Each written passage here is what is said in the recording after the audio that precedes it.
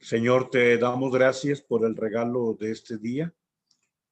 Hoy te pedimos especialmente por Ceci, la esposa de Sergio Torres, agradeciendo por el don de la vida en su cumpleaños. Te queremos seguir agradeciendo por la familia de Marilú y de Paco, de Juan Francisco. Te agradecemos por todos los que estamos aquí y tenemos tantos motivos para agradecerte la bondad que nos tienes. Hoy te queremos pedir que seas tú nuestra luz, que ilumines nuestro caminar y que nos permitas asumir la fe verdadera en aquello que tú nos has revelado. Porque tú eres nuestra luz y sin ti, Señor, estamos en la oscuridad. Sé tú, Señor, nuestra luz que guía nuestros pasos, que abre nuestros ojos físicos y los ojos del corazón para poder contemplarte a ti, Dios verdadero. Bien, hoy el Señor nos regala dentro del capítulo 12 de San Juan, la manifestación de su persona como la luz del mundo. Ya estamos en la cuarta semana de la Pascua. Estamos pasando, digamos, o ya pasamos la mitad de este camino de 40 días, de 50 días, 40 a la ascensión, en que el Señor regresa al Padre. Pero la Pascua es de 50 días hasta Pentecostés. Pero poniendo la referencia del día 40, que es el momento en que el Señor asciende y que digamos, como Él ha manifestado, conviene que Él se vaya para que se nos dé el don del Espíritu Santo. Solamente ubicar que hoy estamos ya en el día 25, después de que celebramos la alegría de la resurrección. Y entonces hoy en el capítulo 12 de San Juan, a diferencia de todo lo que meditamos en el capítulo 10 sobre el buen pastor, en el capítulo 6 sobre el discurso de Cafarnaúm, del pan de la vida, y el capítulo 3, donde hablamos de ese diálogo de nacer de lo alto, de nacer por el agua y por el espíritu, del diálogo del Señor con Nicodemo, de ese ser levantado en lo alto, etcétera. O sea, el camino que llevamos ahorita ha tenido un lugar muy especial. El capítulo 3 de San Juan, que es el diálogo con Nicodemo, y ese texto que te decía cuando lo meditábamos, Juan 3:16, tanto amó Dios al mundo que nos envió a su Hijo único, para que todo el que crea en él tenga vida. Y el capítulo 6, yo soy el pan de la vida, y bueno, todo en torno a la multiplicación de los panes y en torno a ese cuestionar nuestro Señor preguntándoles si ustedes también quieren marcharse. Obviamente también no lo referí, pero en el inicio, la primera semana de la Pascua, meditábamos en torno al capítulo 22 de San Juan. Ese capítulo 22 donde él camina en el lago de Tiberíades, la pesca milagrosa, ese pedirles un pescado, tienen algo de comer, o sea, la manifestación gloriosa del cuerpo transformado por Cristo. Entonces, en orden, empezamos con el capítulo 22 y ese resucitado que se presenta a los apóstoles. Después seguimos con el capítulo 3, que es el diálogo con Nicodemo, un tema bautismal, nacer por el agua y por el espíritu. Después continuamos con el capítulo 6, un tema eucarístico, lo que fue el discurso de Cafarnaúm, y hemos concluido con el capítulo 10 en torno al buen pastor, que conoce a las ovejas, etcétera. Hoy, dentro de este recorrido que te digo, ya es el día 25, digamos que es la mitad de los 50 días de la Pascua, pero yo quiero subrayar que ya vamos de bajadita hacia el día 40 en torno a la ascensión de nuestro Señor. Vas a percibir en el capítulo 12 del día de hoy el inicio de la despedida. O sea, empieza el resucitado a despedirse, a dar sus palabras en torno a aquello que ya pronto se avecina, emprenderá el camino. Y digamos, si son 15 días los que faltan para la ascensión, efectivamente de mañana en 15 días son los 40 días. Recuerda que antes la ascensión se celebraba en jueves y ahora se pasó al domingo posterior a ese jueves. Pero bueno, el tema de hoy es el tema de la luz. Aparece, pero por ser un elemento que el Señor ha subrayado en el Evangelio. Y bueno, te comparto estas dos fotografías de la celebración de la liturgia de la luz en la vigilia pascual. Yo quiero referirte, si ves la fotografía de la izquierda, es la primera vez, te lo comento, en 31 años de celebrar la Pascua como sacerdote, pero pues por lo menos otros 10 años celebrándola como seminarista en las comunidades, digamos, cerrémosle en 40 liturgias, que la comunidad tuvo para mi gusto un destello de brillantez. Este, Siempre, incluso en la parroquia del Rosario, incluso en la parroquia de la Natividad y todas las demás lugares donde celebré la Pascua, me daban una velita de las delgaditas para poder acercarla y encenderla. Y ahora lo que hicieron, iba a decir los sinvergüenzas, pero a veces la palabra sinvergüenza pareciera que significa un descrédito, pero no, a veces refiero la palabra sinvergüenza para referir a alguien que estimo mucho, que sin duda se ha posicionado en un lugar de afecto en mi corazón. Entonces, eres un sinvergüenza, puede traducirse también como que te quiero mucho o los admiro mucho, etcétera. Pero bueno, ya esa es cuestión de explicación semántica. Pero estos sinvergüenzas, ya entendiéndolo de esta manera, pusieron en una varita, como tú ves, un algodón con alcohol en el extremo. Y entonces yo les digo cuando iba a encender el cirio pascual, que si tú te fijas es un cirio chiquito, pero pues es una comunidad que está, como veías tú y hemos platicado, en lo que era la oficina de la constructora, de esas construcciones prefabricadas, pero ahí es donde se rinde culto al Señor. Pero bueno, pues les digo, oiga, ¿dónde está la vela para encender el cirio pascual? Y me dan la ramita, la varita, con el algodón, con una buena parte de alcohol, porque el algodón también, si no está empapadito, pues de pronto se enciende rápido el algodón, y se esfuma. En cambio, al tener un poco de alcohol, se crea una pequeña tea, una pequeña antorchita. Y entonces, bueno, primera ocasión que no tuve que acercarme, pues como tú ves, más que a unos 50 centímetros o 60 centímetros de la fogata, que estaba también muy bien encendida. Pues bueno, hablemos acerca de Cristo como la luz. Adelante, vamos al texto del Evangelio. Que el Señor esté con ustedes y con tu espíritu. Proclamación del Santo Evangelio según San Juan. Gloria a ti, Señor Jesús. En aquel tiempo Jesús gritó diciendo: el que cree en mí no cree en mí, sino en el que me ha enviado, y el que me ve a mí, ve al que me ha enviado. Yo he venido al mundo como luz, y así al que cree en mí no quedará en tinieblas. Al que oiga mis palabras y no las cumpla, yo no lo juzgo, porque no he venido para juzgar al mundo, sino para salvar al mundo. El que me rechaza y no acepta mis palabras, tiene quien lo juzgue. La palabra que yo he pronunciado, esa lo juzgará en el último día. Porque yo no he hablado por cuenta mía, el Padre que me envió es que me ha ordenado lo que he de decir y cómo he de hablar. Y sé que su mandato es vida eterna. Por tanto, lo que yo hablo, lo hablo como me ha encargado el Padre. Palabra del Señor. Gloria a ti, Señor Jesús.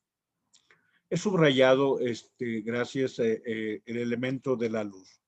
Cristo ha venido al mundo como la luz. Y bueno, subrayé esta frase y quisiera recuperar una parte importante de lo que es nuestra vida cristiana. Solamente quiero que tú ubiques que la iglesia como tal tiene dos cunas iniciales. Es comprensible y en la primera cuna de la iglesia, del cristianismo, tú lo ubicas bastante bien. Es obviamente el pueblo judío, el pueblo hebreo. Es la primera cuna de la vida cristiana. Digamos, ahí está, si tú quieres, vamos a ponerle el 90% de los primeros que empezaron a aceptar la verdad que Jesús nos revelaba. Pero hay un segundo bloque de personas que serán la segunda cuna de lo que es este inicio del cristianismo. Y esa segunda cuna es el pueblo, se le llama la cultura helénica, o sea, porque aun cuando ya estaba el imperio romano dominando al mundo en aquel entonces, el llamado Sacro Imperio Romano, en realidad recuerda que los romanos son deudores de la cultura helénica. Los griegos, con Alejandro Magno principalmente, habían tenido dominio sobre el mundo antiguo y al final de cuentas quizá uno de los elementos importantes que hicieron como pueblo helénico, pueblo griego. Helénico y griego son lo mismo. Digamos, por hablar acerca de la península griega, pero hablar ya de todo el territorio como tal, se le conoce como los pueblos helénicos. Son lo mismo. Y quisiera solamente marcar una pauta de diferencia de cuando fueron los pueblos persas. El pueblo helénico en sí mismo es un pueblo o una cultura que buscó no tan solo dominar en lo político, sino dispersar su cultura. Por eso, digamos, la cultura occidental, al final de cuentas, tiene sus raíces en la cultura griega, en la cultura obviamente helénica, es la misma, la cultura judía, pero también la cultura romana. Pero la cultura romana está empapada de la cultura helénica. Perdón por darte este gran rodeo, pero la frase que está aquí subrayada dice: yo he venido al mundo como luz y así el que cree en mí no quedará en tinieblas. Es un lenguaje muy comprensible para el pueblo helénico, para el pueblo griego, pero también para el pueblo judío, porque este elemento de la luz es un elemento que está también en la revelación. Pero adelante, hablemos acerca de la fenomenología de la luz. En términos generales, o sea, hablar de la fenomenología de la luz, pongo un ejemplo muy simple en algo que tenemos ahorita aquí. La fenomenología del gel, pues, o sea, el fenómeno es que es transparente, es que es hasta cierto punto algo viscoso. O sea, ese es el fenómeno, esto es lo que perciben los ojos. Entonces, eso es lo que refiero. La fenomenología, por ejemplo, de esta servilleta, pues es que es un elemento muy simple, sencillamente delgado, pero tiene una consistencia, la blancura que tiene y claro, la utilidad que tiene. O sea, cuando hablamos de la fenomenología, es hablar del fenómeno que perciben los ojos. O sea, eso es lo que se refiere. Entonces, hablo, o perdón que en ese sentido me detenga un poco, porque es bueno que ubiquemos cuál es ese elemento de la luz. Y en la Tierra, la luz es un elemento considerado por todas las culturas como superior a cualquier otro. O sea, vamos a hablar de los cuatro elementos: el aire, la tierra, el fuego, el agua, y podremos hablar de más, pero ahorita nos detenemos en estos cuatro.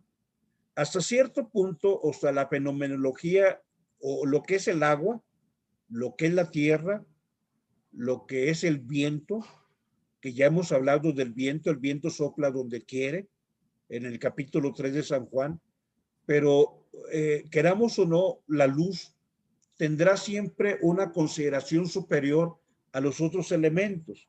¿Por qué? Porque la luz es un elemento muy puro, es el menos material y el menos corpóreo.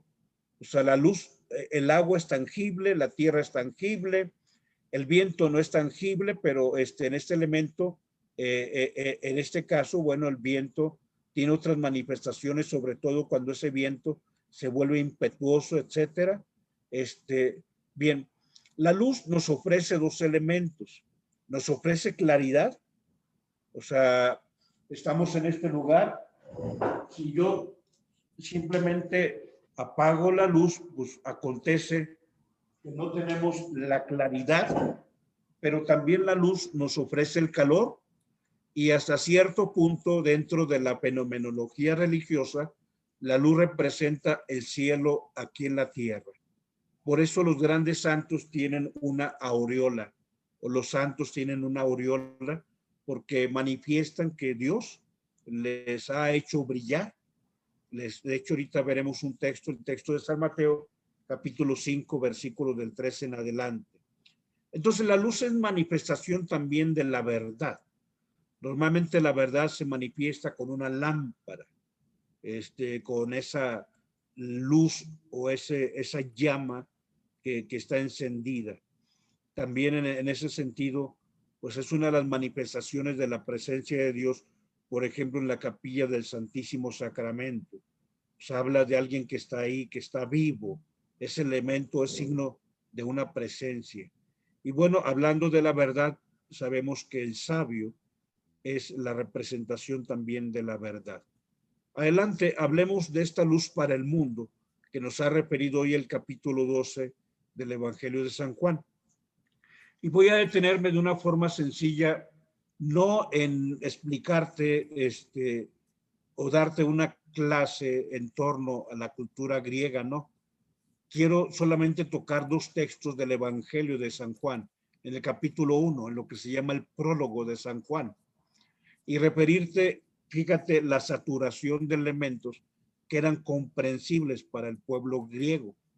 En el mundo griego, su fenomenología religiosa, ya explicamos la fenomenología, o sea, los elementos tangibles, los elementos que nos muestran el fenómeno, lo que es visible a los ojos, su fenomenología religiosa se percibía con los siguientes elementos. Y dice Juan 1:4, en la palabra había vida y la vida era la luz de los hombres. Y tú y yo leemos este texto y nos parece muy familiar, y lo es, porque es un texto hermoso, hermosísimo. Sobre todo, quiero que si en algún momento tienes la oportunidad, vayas a la celebración del 25 de diciembre. En el principio existía la palabra estaba con Dios, la palabra era Dios. Todas las cosas fueron hechas por la palabra y sin él no fue creado nada de cuanto existe. Y viene luego el versículo 4, que es el que te comparto. La palabra era la vida y la vida era la luz de los hombres. Y bueno, ya continúa. Pero solamente para ubicar este elemento helénico o griego, fíjate cómo aparecen aquí de forma inmediata 5 elementos referidos al concepto griego religioso. La palabra es el logos, la vida es la zoe, y la zoe era la fos, la luz de los hombres, del antropos.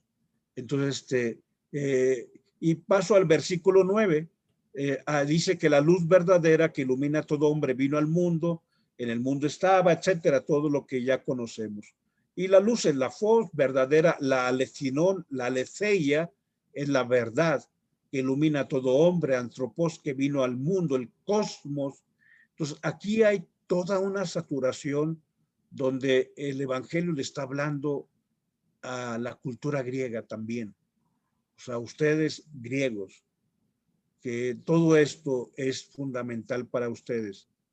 Quiero decirles que en logos, que la palabra es Cristo, que la zoe, la vida es Cristo, que la fos, la luz es Cristo, que la aletheia, la verdad es Cristo.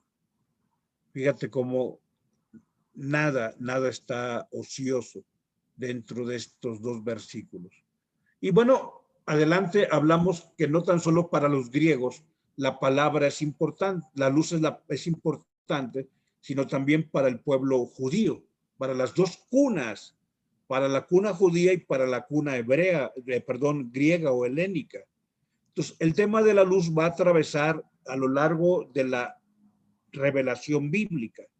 Solamente te recuerdo, y por eso pongo los textos bíblicos, 2 episodios con los que se abre y con los que se cierra la revelación sagrada, el Dios que nos habla. Lo primero es el primer acto creador de parte de Dios, que es separar la luz y las tinieblas. Génesis 1, versículo 3.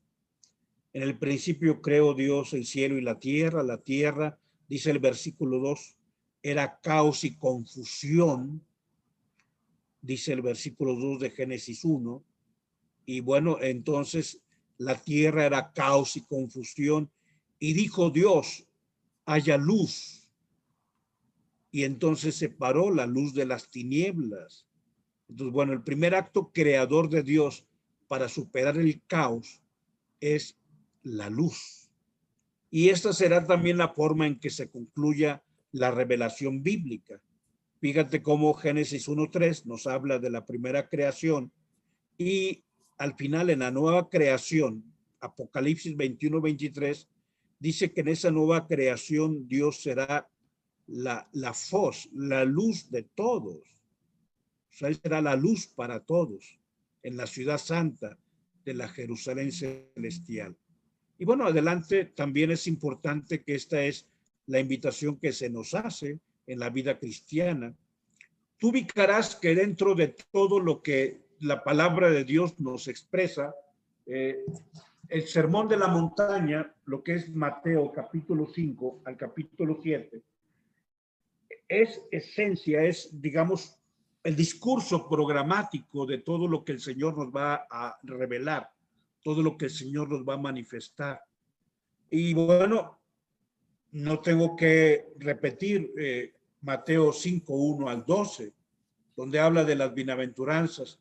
Bienaventurados los pobres de espíritu, bienaventurados los que lloran, bienaventurados eh, los que sufren, bienaventurados los misericordiosos, bienaventurados los que tienen hambre y sed de justicia, bienaventurados los que trabajan por la paz, bienaventurados los que tienen hambre y sed de justicia, bienaventurados los limpios de corazón, bienaventurados los que serán ustedes cuando los injurien, los persigan, etcétera.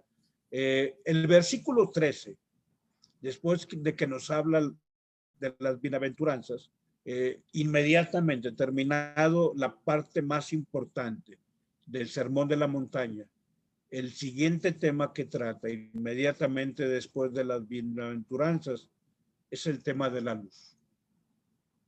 Vosotros sois la luz del mundo. Y luego dice en color azul abajo, alumbre así vuestra luz a los hombres, vuestra faz. Vosotros sois, fíjate, la faz del cosmos. Hermoso el mensaje. Alumbre así vuestra luz, vuestra faz a los antropos, a los hombres, para que vean vuestras buenas obras y den gloria a vuestro Abba. Y bueno, la invitación a que nuestras buenas obras sean manifestaciones de la luz. Adelante, vamos hablando un poco de la luz, por ejemplo, en algunas escenas de la palabra de Dios o de la revelación. El camino de Moisés en el capítulo 3 del Éxodo nos habla de alguien que contempla, ¿te acuerdas?, en una zarza que arde y que no se consume. Y es ahí donde en ese fenómeno que se le llama teofanía, en la palabra teofanía, teo significa Dios, fano significa manifestación. Entonces, la teofanía, la manifestación de Dios, la teofanía era la zarza, esa luz que hacía resplandecer la zarza, que ardía pero que no se consumía. Y bueno, el camino de Moisés, de acuerdo a San Gregorio de Niza, que es el texto que te estoy compartiendo, dice que fue pasando de la luz, después Dios le habló desde una nube y finalmente Dios se manifestó en medio de la tiniebla. O sea, hay una progresión, aunque pareciera regresión, pero aquí hay una razón muy sencilla. O sea, primero Dios le habla desde la luz y después le va a manifestar su presencia en la noche, porque la noche va a ser el momento en que manifieste plenamente la luz de Jesucristo. Adelante, Carl Gustav Jung atribuye a la noche y al color negro el símbolo de lo que él llama la metamorfosis positiva, la que permitirá que un grafito se transforme en un diamante. Un carbón puede convertirse en diamante porque la noche, el color negro, puede tener una metamorfosis positiva, ascendente. Y bien, adelante, recordemos que la noche va a ser el momento preferido donde Dios va a manifestarse y va a darse a conocer a los suyos. Es la noche, la hora en que el Señor ha elegido para actuar. Pero antes, bueno, hablemos o respiramos estos dos momentos de manifestación divina, donde Samuel estaba dormido y donde escucha Samuel, Samuel, y él va con Elí, le dice, mande, si yo no te hablo. Y segunda vez, Samuel, Samuel, mande, yo no te estoy hablando. Y la tercera ocasión, cuando le dice, Samuel, Samuel va con Elí, le dice, a la próxima vez que te hablen, dile, habla, Señor, que tu siervo te escucha. Y bueno, Dios se manifestó a Samuel y le delegó una misión a favor de su pueblo. Y bueno, ¿qué decir sobre la manifestación de Dios en la noche? Pues no tan solo la noche cronológica, sino la noche del Espíritu en el que estaba sumergido San Josecito.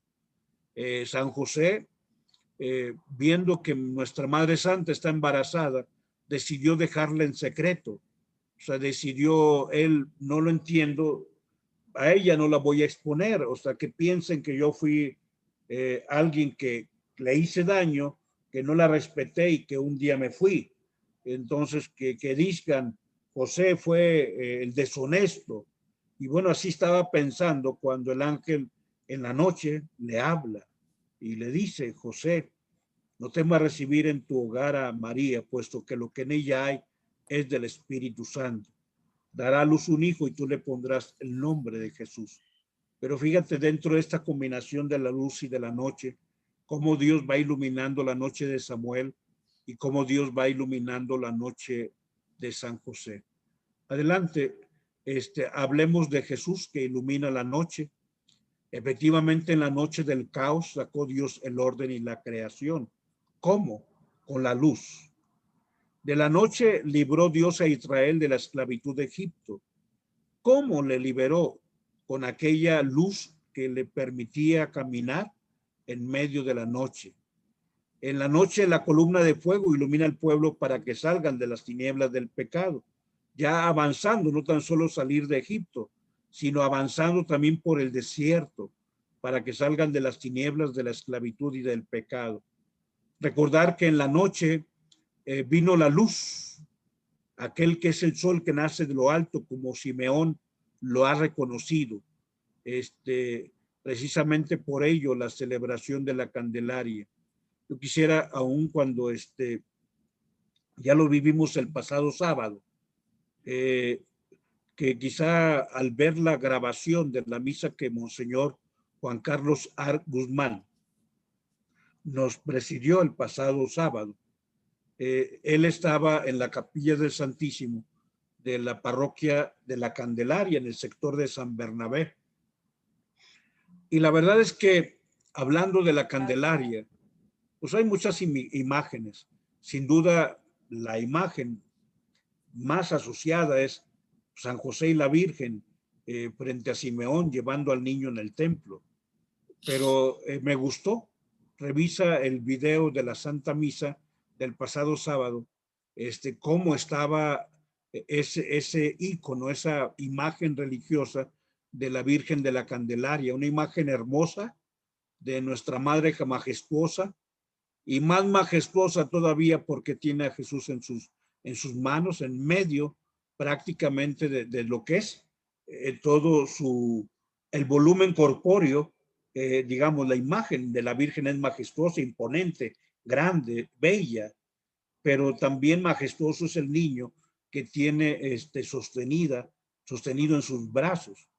Y detrás de ella y de Cristo en medio de ella había una serie de destellos en color oro, muy bonito. Bueno, refiero a esto porque precisamente esa es la Candelaria. O sea, la Candelaria es aquella que porta la luz, la candela, el sol que nace de lo alto. Entonces, te digo, cuando se veía la celebración de la Santa Misa con Monseñor Juan Carlos Ar, me quedaba mirando en esa imagen hermosa de la Candelaria. O sea, que Dios le dé siempre precisamente esa luz a los artistas, a quienes tienen el talento para plasmar a través de las artes